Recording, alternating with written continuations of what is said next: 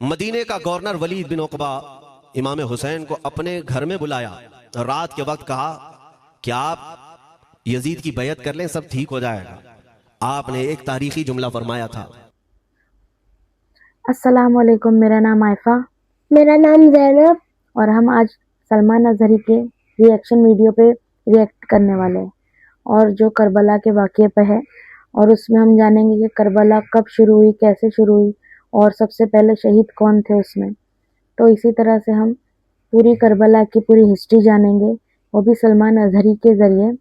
اور آپ تو سب جانتے ہو سلمان اظہری کون ہے، وہ کتنے اچھے بیانات کرتے ہیں، اور اسی طرح سے ہم آگے بھی انشاءاللہ بہت ساری ویڈیوز بنائیں گے، ریئیکشن ویڈیوز سلمان اظہری کی۔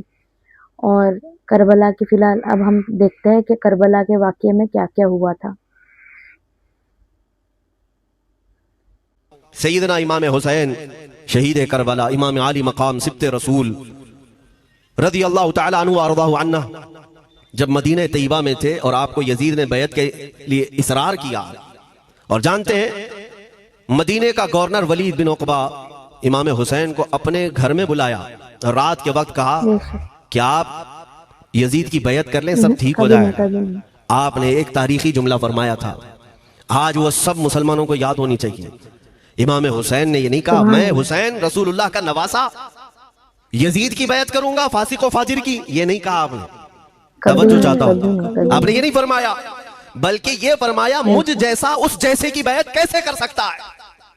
یہ قیامت تک آنے والوں کے لیے میسج ہے، حسین جیسا کبھی بھی یزید جیسے کی بیعت نہیں کر سکتا، اور نہ ہی ویسوں کی طاقت کو وہ مان سکتا ہے۔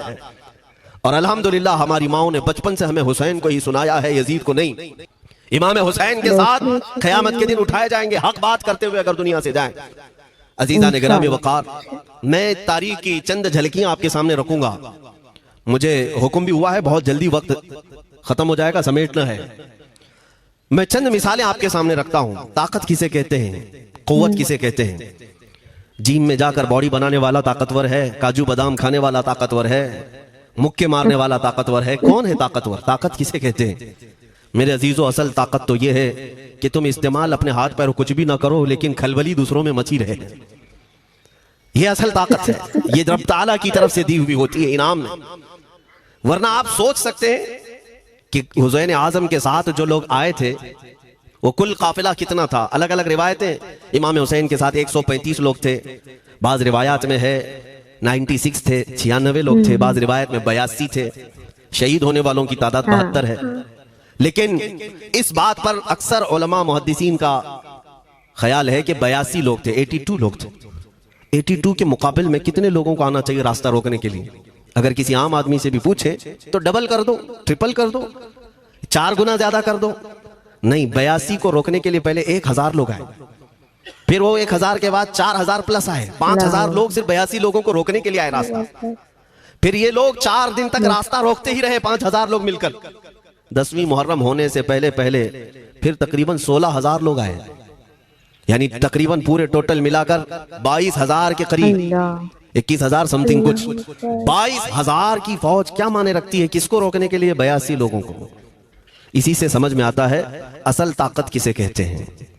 طاقت اسی کو کہتے ہیں کہ ادھر 3 دن کے بھوکے اور پیاسے ہیں، ان کے خیموں میں ساز و سامان بھی نہیں، جنگ کے اسباب بھی نہیں، اور وہ جنگ کی نیت سے بھی نہیں گئے۔ اس کے باوجود 22000 کے سینوں میں جو کھلبلی مچی ہے، دنیا اسی کو سمجھ نہیں پا رہی ہے۔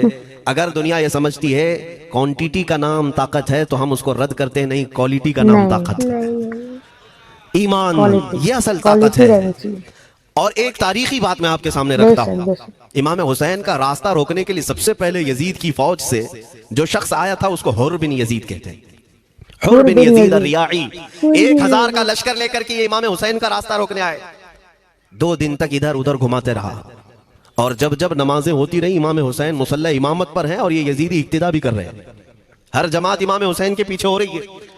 لیکن میں آپ کو بتاتا ہوں 10ویں محرم سے پہلے امام حسین نے خطبہ دیا اور یزیدیوں سے کہا کیا تم میری حیثیت کو نہیں جانتے؟ میں فاطمہ زہرا کا بیٹا ہوں، حیدر کرار کا نور نظر ہوں، رسول اللہ کا نواسا ہوں، میری نسبتیں کیا تمہیں نہیں معلوم؟ تم میرے خون سے اپنے ہاتھوں کو نہ رنگو، میں تمہارے پاس آپشن رکھتا ہوں، میں اس راستے سے اپنے واپس مدینے کی طرف جاتا ہوں یا کسی ساحل کی طرف یا دمشق جاؤں گا، جنگ کرنا نہیں چاہتا تم سے۔ یہ تین آپشن جب امام حسین نے رکھا تو یزیدیوں نے ایک کو بھی قبول نہیں کیا، وہ جنگ کرنا ہی چاہتے تھے، قبول نہیں کیے، امام حسین کے خون کے ساتھ کھیلنا ہی چاہتے تھے۔ کیونکہ ان کو لیکن جو جنگ حر کرنا بن ہی تھا۔ یزید ہے، توجہ چاہتا ہوں، جو خود امام حسین کا راستہ روکنے کے لیے آیا، اس کے دل میں یہ بات آئی اور اس نے آ کر کے 10ویں محرم کو یزیدیوں سے کہا میاں مان لو حسین کی بات، تین میں سے کوئی ایک بات مان لو، ہم جنگ نہیں کرنا چاہتے، وہ رسول اللہ کے بیٹے ہی تو ہیں۔ تو سارے جو سپہ سالار بڑے بڑے تھے، عمرو بن سعد، شمر وغیرہ، حر بن یزید سے کہنے لگے تجھے کون کہتا ہے فیصلہ کرنے کے لیے، تو سپاہی ہے، 1000 کی نفری تیرے ساتھ دی گئی ہے، بس اگر تجھے ہمارے ساتھ رہنا ہے تو میدان میں جمع رہ، ورنہ چلا جا، تو صلح کی باتیں مت کر۔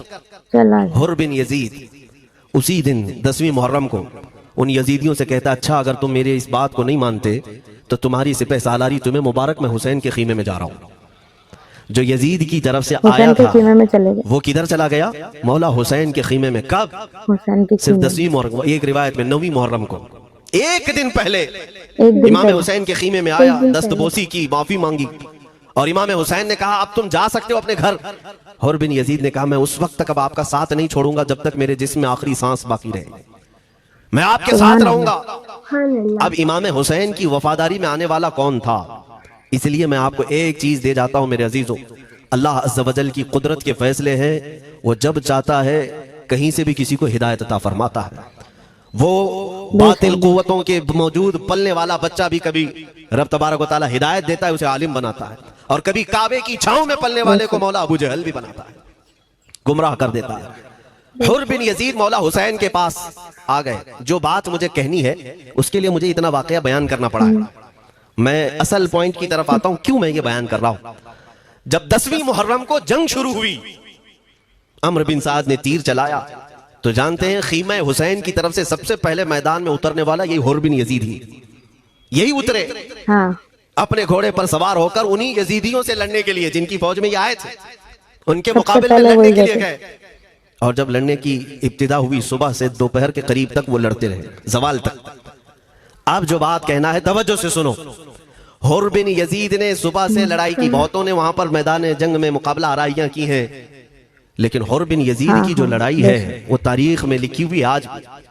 انہوں نے یزیدیوں کے ساتھ جو جنگ کیا، کئی گھنٹے جنگ کرنے کے بعد جانتے ہیں تنہا حر بن یزید نے 120 یزیدیوں کو قتل کیا، 120 کی تعداد، سبحان اللہ۔ ایک گھوڑ سوار ایک ہی ہے، 120 کو مار گرایا، اس کے بعد جام شہادت نوش کیا۔